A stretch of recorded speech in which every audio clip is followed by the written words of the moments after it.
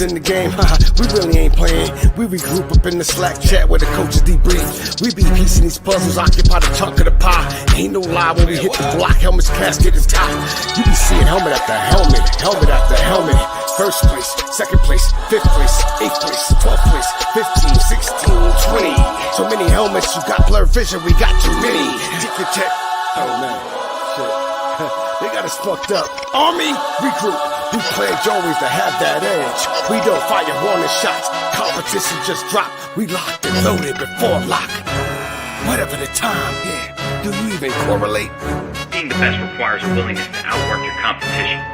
There's always someone smarter, faster, sharper, more naturally gifted to come around.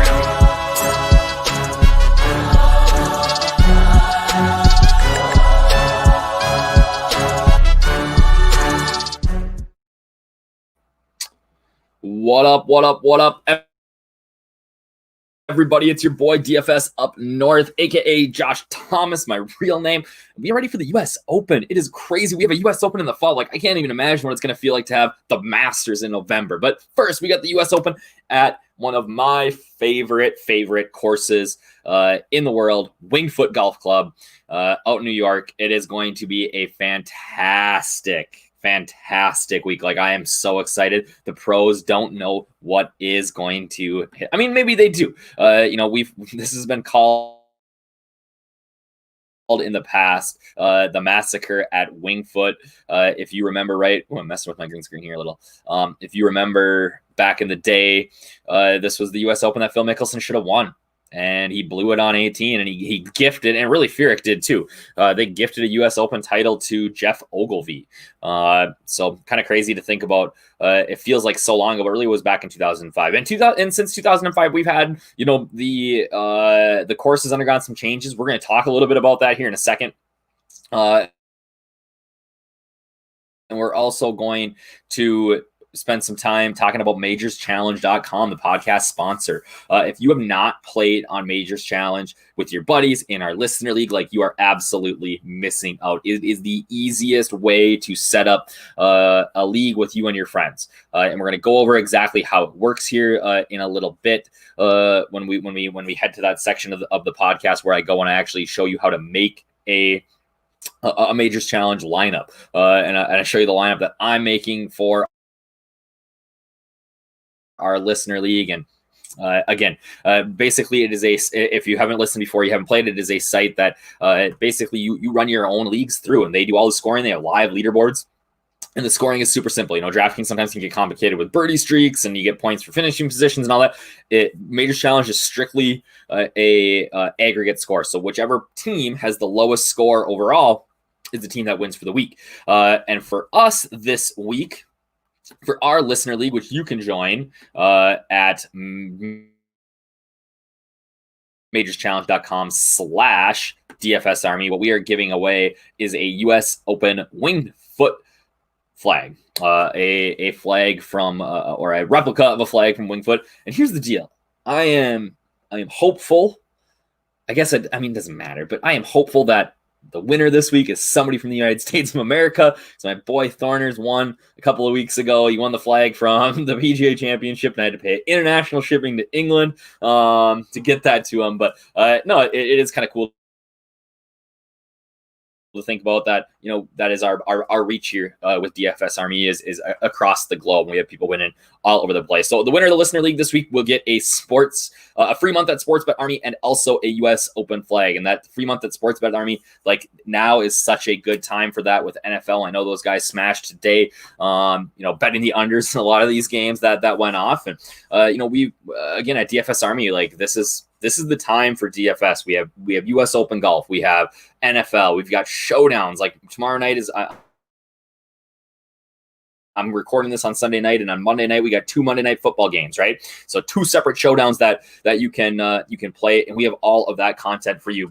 You get showdown content from me, and I think I'm pretty good, but you also get showdown content from Bobby Wow, who is a Millie Maker winner, and on top of that, just a really, really good guy. So please get involved at DFS Army. If you are not a member of DFS Army, you can use the code UPNORTH and get 20% off a VIP membership, and that is for life, baby. right? You keep that for the rest of your life. So we're going to go over the list of majors challenge a little bit more here towards the end of the video pod, where I am going to, again, go in and show you exactly how to create lineups, kind of what my thought process is as we go through it. And also show you how to enter into the 250K perfect lineup challenge, where you have a chance to win $250,000 if you build the perfect lineup for the week. And if you don't, and you still win, guess what? You get a $20 Amazon gift card, which, hey, better than poking out of a sharp stick. I know I spend way too much money on Amazon every week. So, Winged Foot Golf Club. All right, the course here, there's actually two courses, both designed by A.W. Tillinghast, Tilly the Terror, as they've referred to him in the past. It is a beast of a course at 7,447 yards and only a par 70. Maybe the biggest, or what you'll notice when you watch, is the green surfaces, right? So not only are they're weird because they're square, which Tilly liked and which Gil Hanse loves, and Gil Hanse kind of did the redesign here over the last 5-6 years. But these, I hate it. It drives me bonkers. The square greens, they look weird to me. Like, the overhead looks so weird because they are literally at a point in some areas, which is kind of crazy. But the greens themselves are also incredibly undulating. I believe 1974, when they held the U.S. Open here, it was Jack Nicklaus, obviously at the height of his play, rolled his first putt 30 feet by the hole. That tells you what you need to know about these greens. They're going to be very sloped. They're going to be very, very fast. The stimp will say 13, the Golf Course Superintendent's Guide. If they don't get rain, these will run at 14 or 15 this weekend. And at that sort of speed, it is going to take an incredibly good iron shot on approach to get it close. And if not, it's going to roll over the back of the green, which is going to be dead for a lot of people. We'll get to kind of how the scoring over the years has gone here, but just know it's going to be tough. The greens are 80% POA, 20% bent grass. I say, for all intents and purposes, these are POA greens. The POA has completely taken over. And what we know about POA is that it gets bumpy in the afternoon. So if you are playing Showdown or things like that, you're going to want to really target guys that are off in the morning before the POA gets all bumpy in the afternoon. So not only do we have hard, fast greens that are going to be difficult to hold, but you're going to have hard, fast, difficult to hold greens that are bumpy. And the ball is going to ping pong around because the POA flowers, they, in the afternoon with the grass or with the sun, they bloom.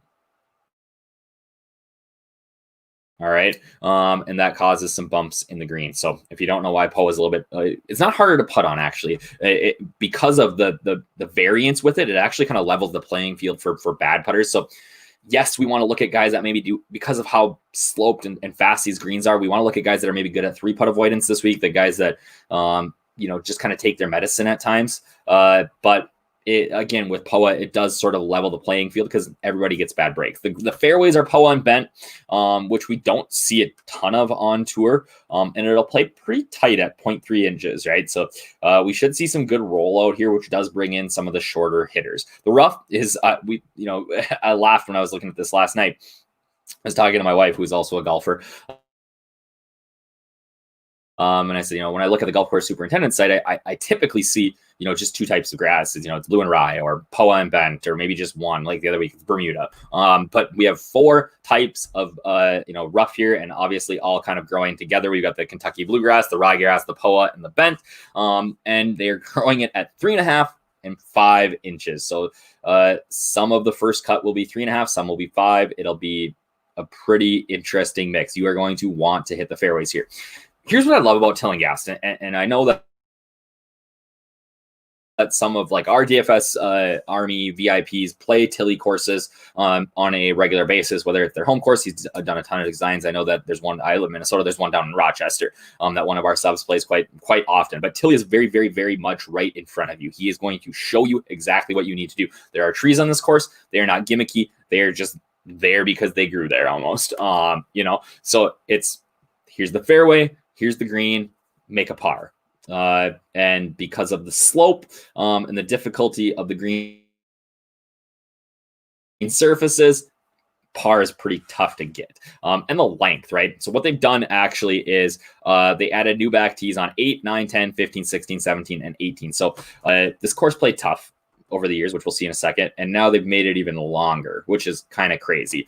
Average green size, 6,600 square feet, which is pretty average just on tour. They're not going to be super huge. Very, very similar to what we saw at the BMW Championship a couple of weeks ago in Chicago at Olympia Fields. And again, like I said, Tilly, right in front of you, no water. There's holes with water in play on 15 and 16, and that's because there's a small stream that runs through them. Likely that we don't even see a water ball this week. But sand bunkers will be very, very deep, and they guard the greens very well. Anything that runs off is going to end up in these bunkers, and you are going to have to be a very good bunker player this week if you are not an elite iron player. And even if you are an elite iron player, if this course gets, hardens up over the weekend, you're going to be in trouble and you're going to have some sand games. So guys like Patrick Cantlay, who are elite iron players, or are not only elite iron players, but they're great from the sand. Guys like that are somebody who I want to target this week. The restoration, Gil Hanse restored these square greens that recapture the original size and contours of the greens. So basically they made them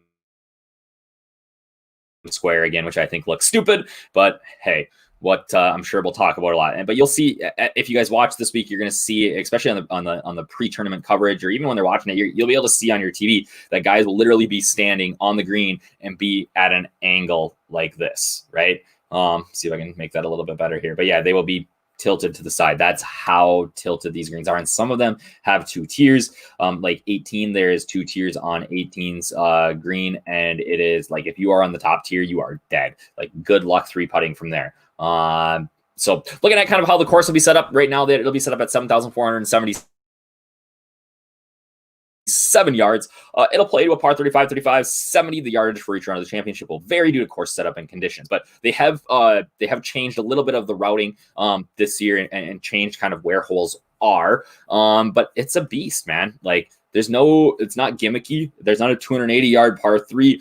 It is right in front of your face. 384 yard par 4 is maybe the shortest hole, but again, not going to play easy. The 11th played over par last time they played at this course. The last time that they played here in 2004, when Phil lost and blew it, or 2005 when Phil blew it, the only hole that played under par was, I believe, number 9, which used to be number 5.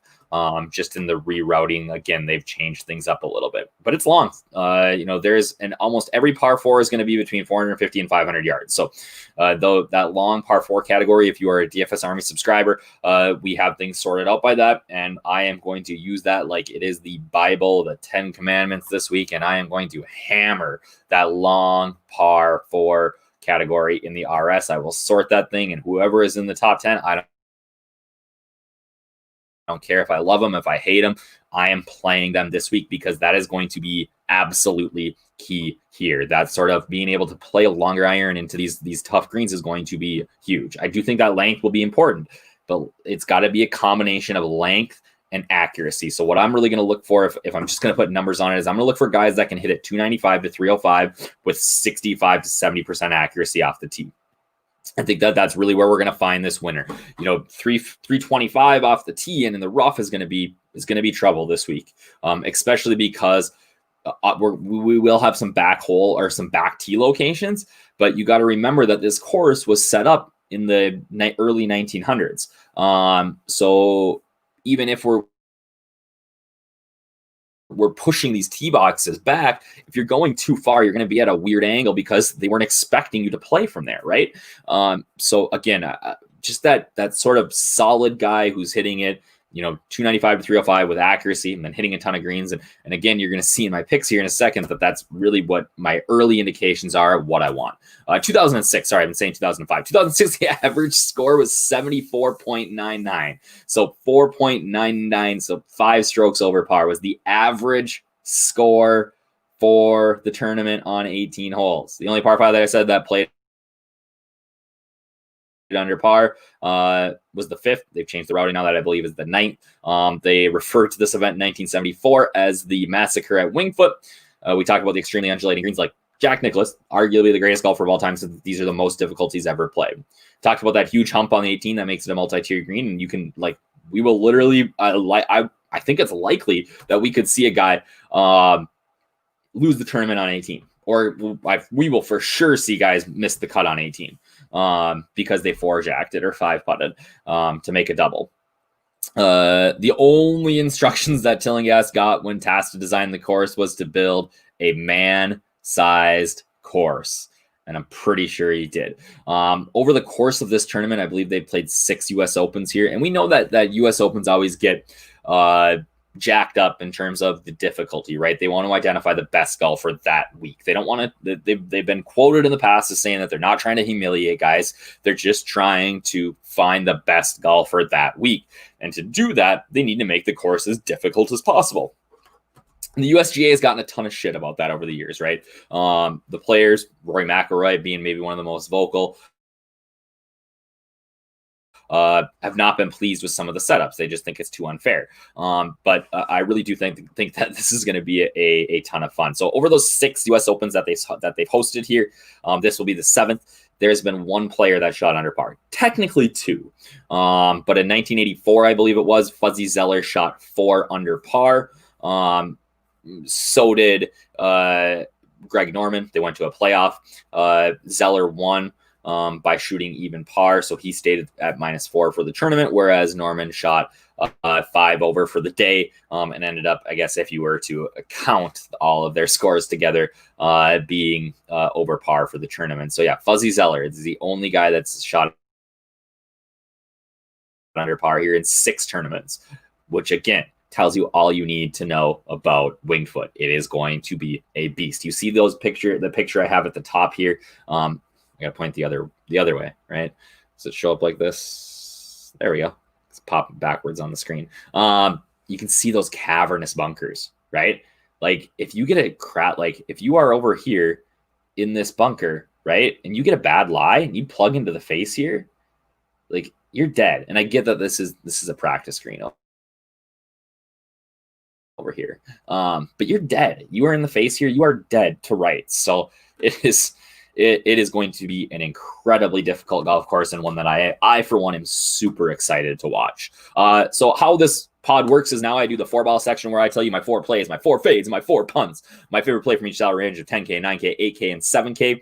Again, we use DraftKings for this because I hate FanDuel, but no, really, their pricing is so similar most of the time that there's really not any sort of big difference. But my favorite play from each salary range, my favorite fades from each salary range, then I'm gonna give you my 4 favorite punts below 7K. And that's been my moneymaker lately. I've been really good at, not to toot my own horn here, pat myself on the back. I've been at finding some of these low-owned studs down below 7K that have kind of helped me through the week. So I talked about earlier, right? I want to find somebody that is 295 to 305 off the tee. So like fairly long, but not crazy long, but very, very accurate, right? Accurate, elite iron player. And it just, when I say that, statistically, the only person that really stands out that's a stud is Colin Morikawa. Now, can the kid win back-to-back majors? I think that people are going to be off him because they're going to have that recency bias narrative in their head that you can't win back-to-back. But if there is somebody that is set up to win back-to-back majors, I really think it's Colin Morikawa. I think this course is a perfect setup for him. Nobody is better tee to green. A couple weeks ago, Colin Morikawa played in a charity match with Bryson at Olympia Fields. And they were on like their 3rd hole, and it was Bryson and Max Homa and Kevin Na and Colin Morikawa, I believe.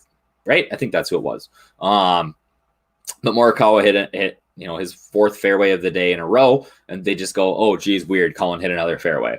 It's just to be expected from that kid's game. So,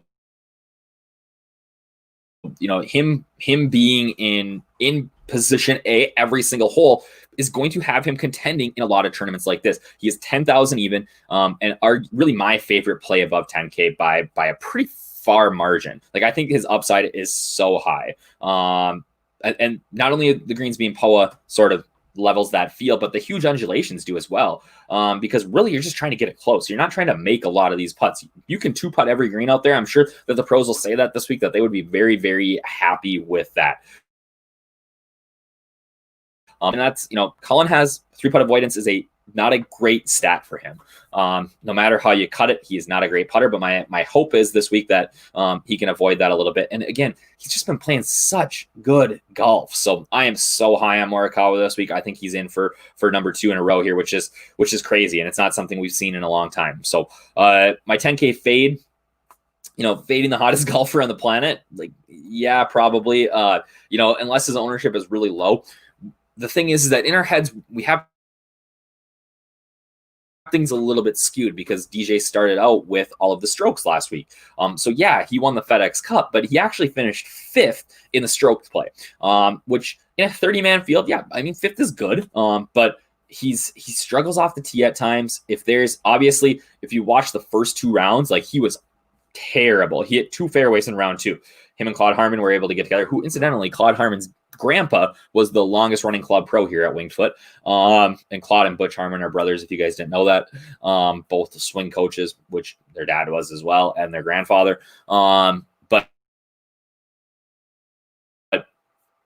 yeah, so I mean, it would be a little serendipitous if DJ won here, and with Claude being his coach. But yeah, for me, it's a fade. I just think that if he plays like he did in round 1 and 2, and he's not able to make a quick change like he did at the FedEx Cup at the Tour Championship, he's going to be in big trouble here because he was all over the place. And as well as I do, if you golf, like, it's an inch here or like a millimeter, just a small change in the way that you're pulling that club back, and it can make a big difference. So if he has low ownership, I think that we can get back on this. And again, I'm filming this on Sunday. It's hard to tell until really on Wednesday what things are going to look like. But for me right now, my play over 10K is going to be Colin Morikawa. My fade is going to be DJ. The rest of the guys are all in play. Nothing that I'm, everybody's fine, right? Like, again, this is going to be a beast of a course, and it's going to be whoever's able to make the least amount of bogeys is likely going to win. And speaking of not making very many bogeys, Patrick Cantlay. I'm so impressed with his game. He's been sneaky good lately. And he's just in every sort of week play. He's such a good value in the 9Ks here. He was really, really good at the BMW in some just incredibly difficult conditions. And, if we're going to see something like that again here, I think that, a guy like Cantlay, who's very, at times very accurate off the tee and a good iron player. And again, just so good around the greens and the bunkers, getting up and down, one of the world's best. And my 9K fade is going to be Deki Matsuyama. He's going to be pretty popular at only 9K. I think that he's going to probably be the highest owned player in cash games. But I wrote in here that, I can only afford one really, really bad putter on my lineups, and that bad putter is going to be Colin Morikawa. So I can't really afford to have 2 really bad putters. And I just think this is such a letdown spot for Deki. Like, I'll play him at the Masters in November, no matter what, like, even if he doesn't play for 3 weeks, but just because that's a course that I think really sets up well for him.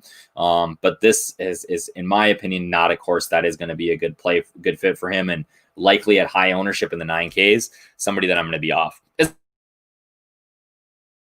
we go down to the 8K range, he just sucked me back in. Tommy Fleetwood came over to the U.S. this year, played terribly, awful. Iron play was terrible. Went back to Europe, played in Portugal last week, and absolutely smashed, shooting -7 on the last day. And Tommy is a U.S. Open guy. Like, these courses set up so well for him typically in his game. He's fairways, he's greens, doesn't need to typically putt. He avoids bogeys. He's played in 4 U.S. Opens, and he's finished in top 5 in 2 of them. And I think that he's going to have at 8.9K, he's at the top of the range. He has a ton of upside. And just because of how he's played, and you got to remember that in DFS and DraftKings and FanDuel or whatever, the vast majority of people just look at game logs and see how they've played lately. So his Portugal 3rd place finish is not going to be in his game log lightly, but his PGA Tour finishes, where he was pretty terrible for the last couple of weeks, is. So he's going to have low ownership. I think he's got a ton of upside here. And definitely somebody that I'm interested in. And then the fade for me is going to be Tiger. Again, it's hard for me to pick a fade at this point in the week, just because we don't really know where, what people are going to do in terms of what's going to be the consensus among the community. It might be that the consensus among the community sees the same things that I do and say that, hey, we're going to fade Tiger this week. And if that's the case, then maybe we zig while everybody else zags. But right now, I just think that I just have so many concerns about his tee game and his putter. His irons have been great, but at times he's looked completely lost with the putter. He's struggled to find fairways at times. Like, if he would just hit his 3-wood every single hole, I'd be all over him. But I don't know that he has that restraint to do it. And I don't know that Joey LaCava can make him do that. So if he pulls out the big stick, I mean, it's Tiger, right? He could have a great week with it. But, like, if he ends up in the rough, he's an old man. His back's sore. Like, rough hitting it out of this rough. I just think we're past the point of Tiger playing in conditions like this. So for me, it's a fade.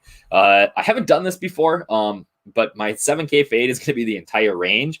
I hate the range of 7K this week.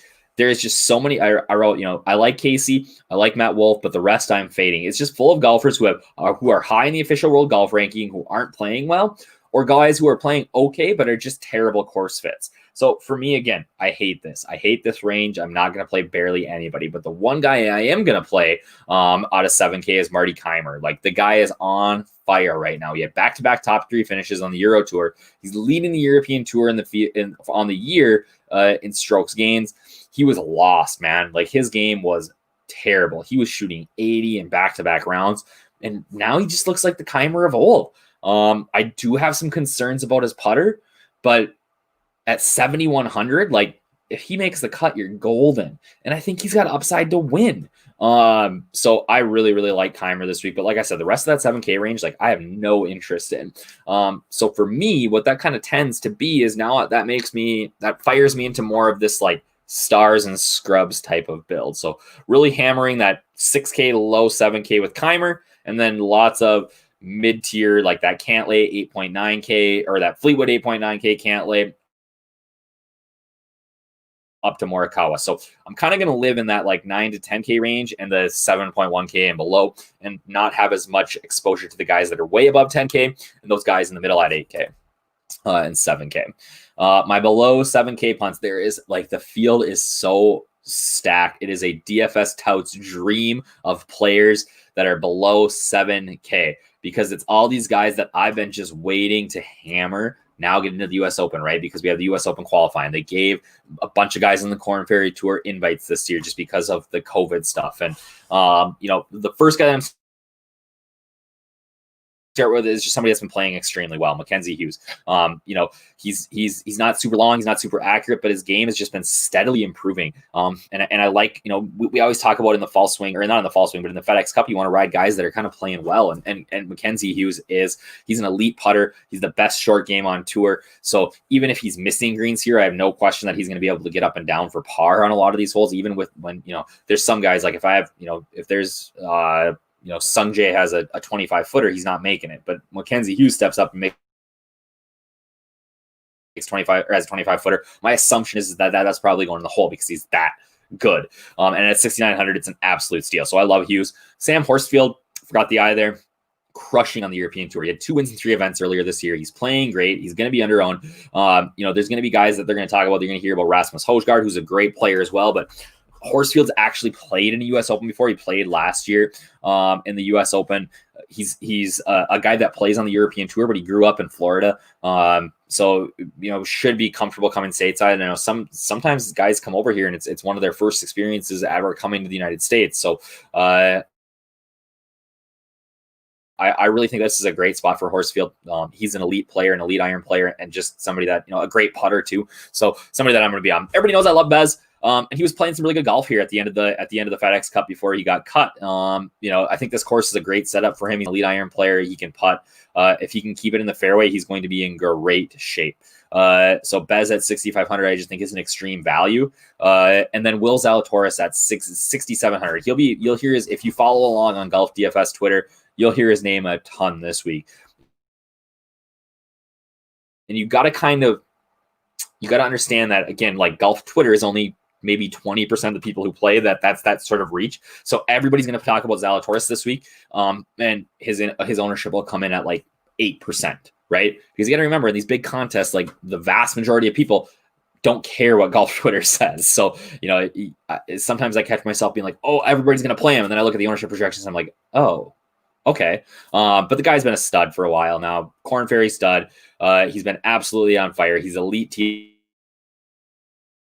to green. He does a good job keeping mistakes to a minimum. Like I am super excited to see Zalatoris against the big boys here. And at 6,700, you don't need him to do much more than make the cut, really. So now we're gonna go and we're gonna check out. How do I get to my Chrome tabs? There we go. Majorschallenge.com.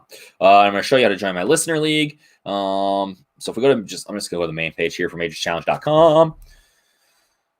So what we have is it'll probably pop up like this: dfsarmy.com/major challenge or majoreschallenge.com/DFS Army, the other way around. And you go in and there's group A, and you have to pick 3 golfers. Group B, you have to pick 3. Group C, you have to pick 4. Group D, you have to pick 2. And then you pick an alternate for each one. So if somebody withdraws, you're not dead in the water, right? And each group, so the top 10% in official world golf rankings are in group A. The next 20% are in group B, the next 30% are in group C, and the bottom 40 are in group D. So it's a nice mix of golfers that you can choose from. All right. And then, so you're going to build a lineup with whoever. And then what it's going to look like is when you get done, once the tournament starts, what you'll see is this leaderboard, right? And if you're ours, we don't play for money. We're playing for that Sportsbet Army.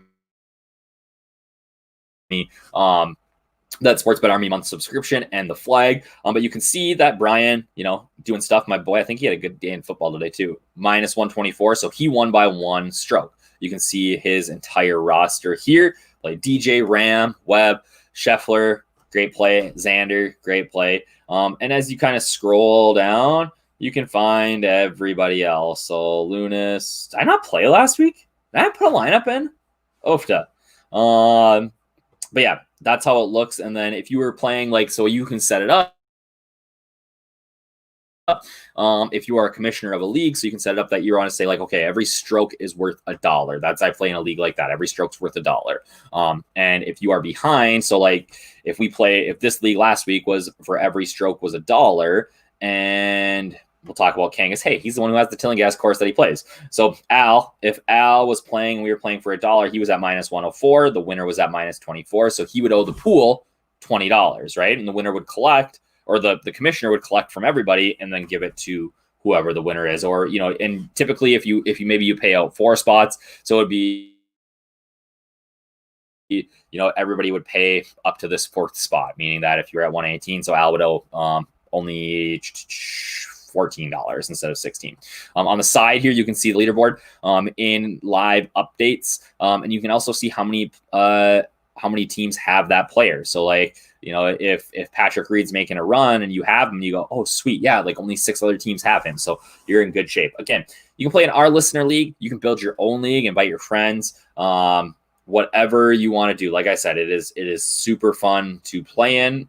And again, you can play in that 250K perfect team challenge, which you're just building for a chance at a $25 Amazon gift card. Second place gets a 10. You get the perfect team. You win $250,000, right? Obviously going to be very, very hard to do, but it happens, or it could happen. So let's talk about our teams for this week. So I have to pick 3 players from Group A. Again, Group A is the top 10% players in the field. So we got Berger, Cantlay, Bryson, Finau, Hatton, DJ, Rory, autoplay, Morikawa, Ram, Reed, Xander, Scott, Webb, Justin. So obviously, I'm super high on Colin Morikawa. He's going to make it in there. But let's say I am trying to decide between John Ram. Okay, so what I can see is okay, how many times has Ram played in the U.S. Open? Oh, he's played it 4 times. He was 3rd at last year's U.S. Open. He was cut twice before that, T23 in 2016. And you can go back and see how they've played in these tournaments in the past. If you want to go to all tournaments, and this is just going to get you your recent history, right? So for 2020, you want to go back and look at 2015, but everything is in there. And then you can also see the 2020 season. How has he done? His average score, 69.1. He's made 14 of 15 cuts. He's got 2 wins. Driving accuracy, 63.1, 307. He kind of fits the bill here, right? I'd like his driving accuracy to be a little bit better. So I'm a big fan of Ram here. So maybe I'm going to put Ram in, right? But let's say, okay, maybe I want to look at Bryson, right? So Bryson, U.S. Opens, 2 top 25. He's never finished in the top 10 at a U.S. Open. Maybe these courses don't really set up well for him. Driving accuracy, 57.4. Greens reg, 68.95. Scrambling, 63. That's not bad. What's his recent form look like, though? 22, 50, fit, cut. T4, 30, cut, win. So recent form is a little bit iffy, right? we want to look at how he did on the Tour Championship, we can actually look at his scorecard itself. So Bryson, not necessarily somebody for me. Oh, but we have Patrick Cantlay here, right? So let's look at him. Driving accuracy, little sketchy, 68.4. But man, recent form, T12, cut, T34. Maybe not as good as I in my head remember, but how has he done at the US Open? 4 times, T21, T45, T41, T21. All right. So maybe not as, strong a play as I had thought of. Oh my gosh, I put Patrick Reed in there instead of John Ram. Oof. So I could play Cantlay. I do really like him this week, but I might zig while everybody else is zagging.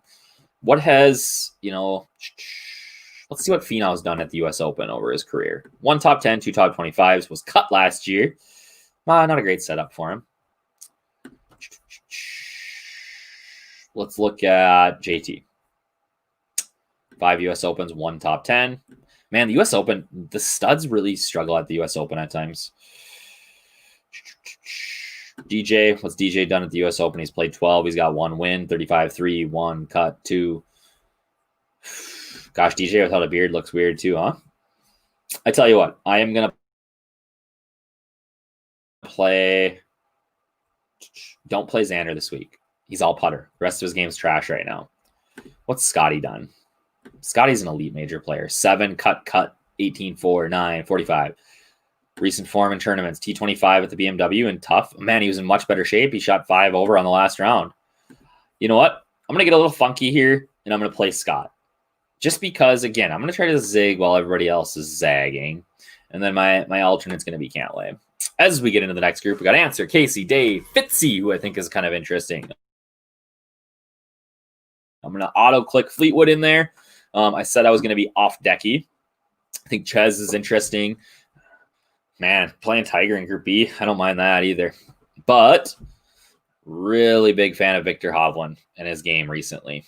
He did play in a U.S. Open and finished 12th as an amateur. 20, 40. Like, he's just pretty consistent. 63, 68 for driving accuracy. Oh, but you know what? He's got the worst short game on tour. So that's a no. Nobody's going to play Ricky. But he's been pretty good at the U.S. Open over his career. Good accuracy, good greens and regs, good scrambling. He's not super long. Let's look at Casey. Look at that driving accuracy. Oofda. Looks good. 21, 16, 26. Kind of middling results for PC, but I don't mind him here. I think I'm going to go Paul Casey, and then I'm going to play not Kiz, not Lowry, not Decky, not Stenson. You could play Brendan Todd. He might be interesting. What's Matthew Wolf doing lately? What did he do at the BMW? I forgot. 16th at the BMW in a tough event. He's never played in the U.S. Open. Not super accurate. Not great. Around the greens. Take a little look at my boy Fitzy here. 64, 66, 58. All tournaments. 6th at the BMW at a tough test. Tell you what, I'm going to be in on Fitzy here. I'll play Ricky as my alternate. Group C. Talked about Bez. I love him. Damon, good player. Thomas Detry's an elite player. Herbert, Hojgaard, right? We talked about him. Really like Sam Horsfeld. I really like Mackenzie Hughes, right? So now we're getting into these guys. I really like Marty Keimer. And now I'm just going to look and see, is there any value that I'm missing that maybe I should be playing in this range? And it really doesn't look like it. I think Victor Perez might be a good play this week. GMAC, maybe. Sibu's been kind of terrible. Papa Shugo, no chance. Hadwin. Oh, yeah. I mean, I'm just going to play Harris English here, right? We look at all his tournaments. Like, the guy's been on fire, right? What's he done in 4 U.S. Opens? Made the cut in every single U.S. Open? Yes, please. Ooh, I'm big on English this week. I'm a big fan of his. What's his price on DraftKings? Am I missing him in the 7K range? I'm going to have to check here. we'll look later. But yeah, big Harris English fan. And then I will go Christian Bazoon out for my last one. This group 4, you only have to pick 2. You only have to pick 2 guys. There's a ton of scrubs in here, so don't get stoked about, if you don't recognize names, don't worry about it. Matt Jones, he's played in 4 U.S. Opens. He's missed the cut and a WD in all of them. I do like Paul Barjon. I don't think this is a great course for him. Chan Kim is a good player. Kurt Kitayama, Romain Langes just won on the European Tour. Oteji is a really good player. He's slow as hell. Eddie Peps, his game's going to be trashy. Oh, yeah, we talked about Will, right? Let's look for Will. Yeah, so do I have everybody now? I went Will. Oh, no, I just got Will. Let's go back down to the bottom. Talked about Will, who I'm big on. Brandon Wu is a good player. Sammy Valimaki is an elite player. That's a name that maybe you should look at. Connor Syme's a pretty good player. He can't finish on Sundays on the European Tour, but he's interesting. Davis Riley is really interesting here. Gosh, that kid's a stud too. It's hard. I don't want to play too many of these young guys. Has Kitayama played in the U.S. Open yet? All tournaments. He was 51st at the PGA. He's not played in the U.S. Open. He has played in the British Open. He was cut. He's played in 2 PGAs. 51 and 64. So he's made the cut twice in these big dog events. Man, there is not a lot here. Lucas Glover, I thought, played okay last week. Justin Harding's been playing really good, and his short game is elite. So maybe I can play some Justin Harding. How short is he off the tee? Oh, it's not going to tell me. He has played in 1 U.S. Open, missed the cut. Shot 4 over. Round 1, round 2. And then my I'll put Cole Hammer. He's going to be an absolute stud. That's a name that you're going to have to remember for a while. So honestly, it's a little funky, but I like it this week, right? I get to play all my stud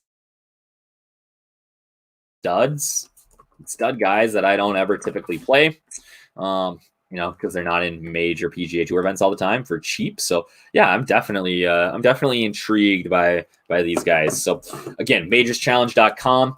If you have any questions about how to set it up, you can find me on Twitter, right? At DFS Up North. You want to set a pool up with your buddies to play for the U.S. Open. I have a pool that I play with my friends on. If you want to do that, hit me up on Twitter if you have any questions. If you're a DFS Army sub, hit me up in the Slack.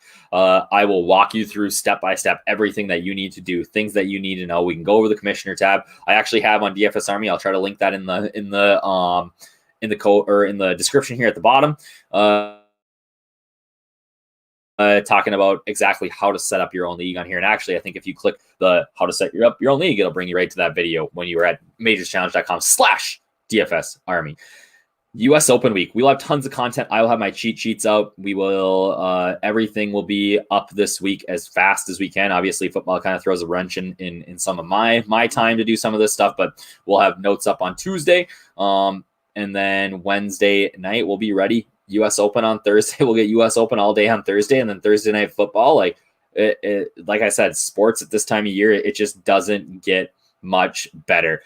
Again, big shout out to majourschallenge.com. Appreciate all they do for us over here at DFS Army. Let's get you set up in our listener league this year. I want 100 people in it. We are going to pump this on our football stuff tomorrow. So if you're watching this from football, thanks for coming.